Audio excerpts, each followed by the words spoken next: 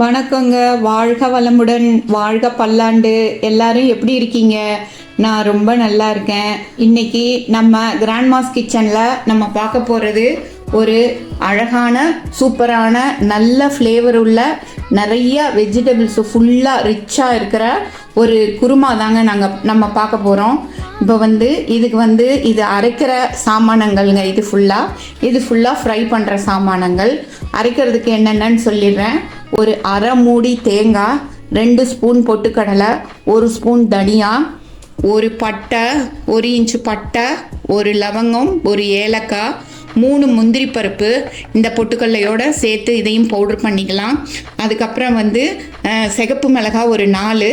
எனக்கு காரத்துக்கு தேவையான அளவு நான் போட்டிருக்கேங்க. அவங்க காரத்துக்கு தேவையான அளவு போட்டுக்கலாம். அதுக்கப்புறம் இன்னும் சின்ன வெங்காயம், பூண்டு 3 சின்ன வெங்காயம், பூண்டு ஒரு 4 பல், ஒரு அரை இன்ச்சு இஞ்சி, ஒரு 3 பச்சை மிளகா, அப்புறம் கொத்தமல்லி கொஞ்சமாக ஒரு அரை கைப்பிடி அளவு.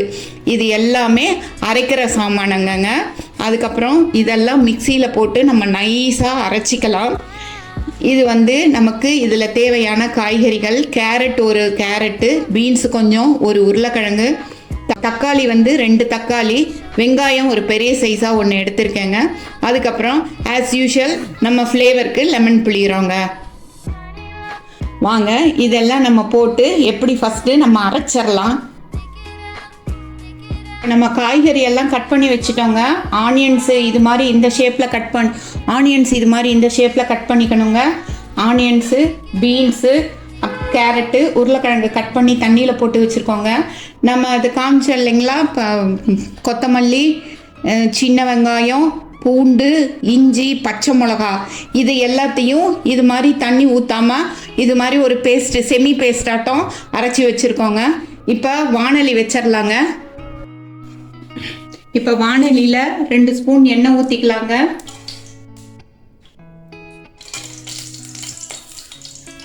2 ஸ்பூன் எண்ணெய் ஊற்றியாச்சுங்க. அதில் ஒரு பிரியாணி இலை, ஒரு கிராம்பு, ஒரு ஏலக்காய் அப்படியே போட்டுடலாங்க.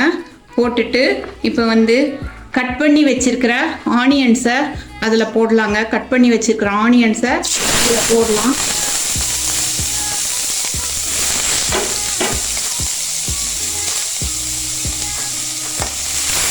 போட்டு நல்லா ஃப்ரை பண்ணலாங்க. கட் பண்ணி வச்சுருக்கிற ஆனியன்ஸை இதில் போட்டு நல்லா ஃப்ரை பண்ணலாம்.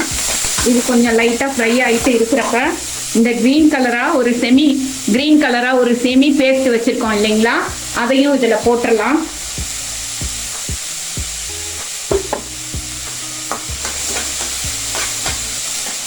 இதுவும் கொஞ்சம் லைட்டாக ஃப்ரை ஆகட்டுங்க.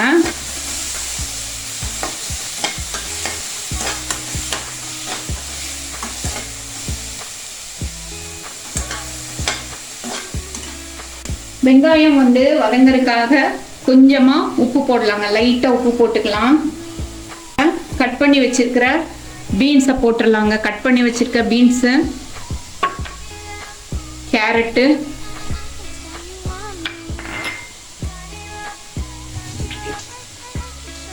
உருளைக்கிழங்கு எல்லாத்தையும் போட்டுடலாங்க. போட்டுட்டு இது நம்ம கொஞ்ச நேரம் ஃப்ரை பண்ணலாம்.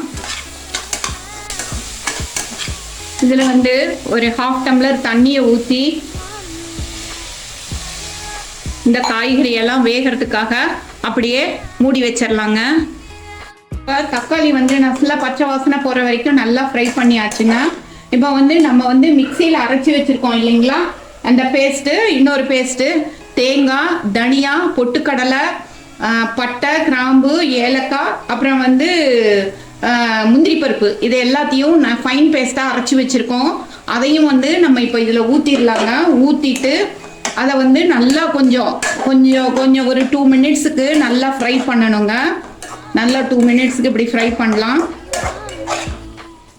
இப்போ அது கூட நம்ம எலுமிச்சம்பழம் புழிஞ்சிடலாங்க. கொஞ்சம்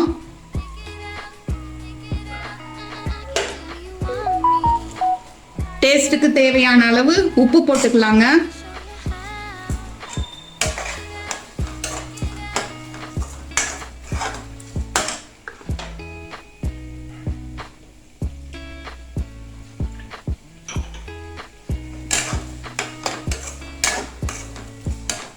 இது இப்போ இதுக்கப்புறம் நமக்கு குருமா பதத்துக்கு நமக்கு எவ்வளோ தண்ணியாக வேணுமோ அந்த அளவு தண்ணியை ஊற்றிக்கலாங்க.